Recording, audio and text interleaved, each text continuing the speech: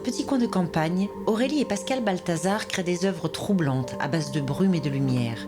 Hautement technologiques, leurs installations sont nourries des sensations et des rythmes que leur procure la nature. On est venu quand même en Dordogne parce que c'est vraiment un coin qu'on aime, où on aime les paysages, on aime surtout cet endroit-là de la Dordogne, la Périgord noir, un peu l'Écosse, les bois comme ça, ces espèces de bois de maquis. Il y a une construction de la temporalité qui n'est pas la même.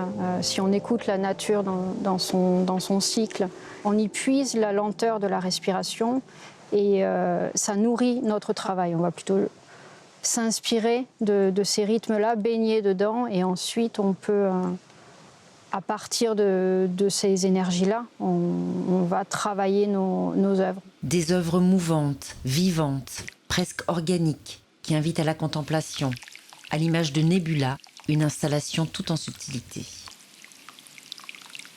On travaille sur le silence, on travaille sur un temps très étiré, soit très compressé, mais vraiment essayer de sortir des repères temporels habituels. Et comment est-ce qu'on va modeler comme ça l'expérience du temps du spectateur avec ces différents rythmes.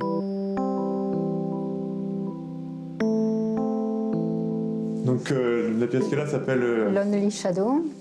Voilà. Qui veut dire, qui pourrait être traduit, disons, l'ombre solitaire. Qui est une boucle lumineuse et colorée qui dure 8 minutes environ, qui est une très lente évolution de la lumière et des couleurs. Alors, en moyenne, il y a 2 à 3 couleurs, suivant comment les 2 couleurs principales se mélangent au milieu, qui vont évoluer très lentement, où le visiteur ne voit pas forcément les évolutions à l'œil nu.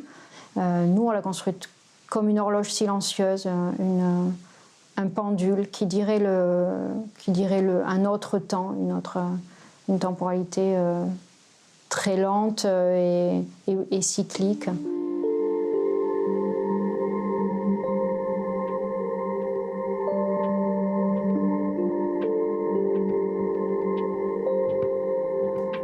La lumière, on avait aussi l'envie de la travailler en tant que telle, juste elle, tout ce qu'elle pouvait véhiculer et tout ce qu'elle pouvait amener d'encore plus pur comme ligne artistique, comme ligne esthétique. Depuis 7 ans, on est pur et on est pur pour arriver à des formes beaucoup plus simples et qui permettent à la fois de véhiculer finalement encore plus d'imaginaire pour le visiteur, le spectateur, et à la fois de le contraindre de moins en moins. C'est-à-dire que nous, les imaginaires qu'on va utiliser pour construire la temporalité, construire les dramaturgies, elles vont pouvoir de plus en plus s'effacer au profit de l'imaginaire propre de chaque spectateur, de chaque visiteur. Nous, on est heureux de pouvoir finalement laisser cet espace pour chaque imaginaire.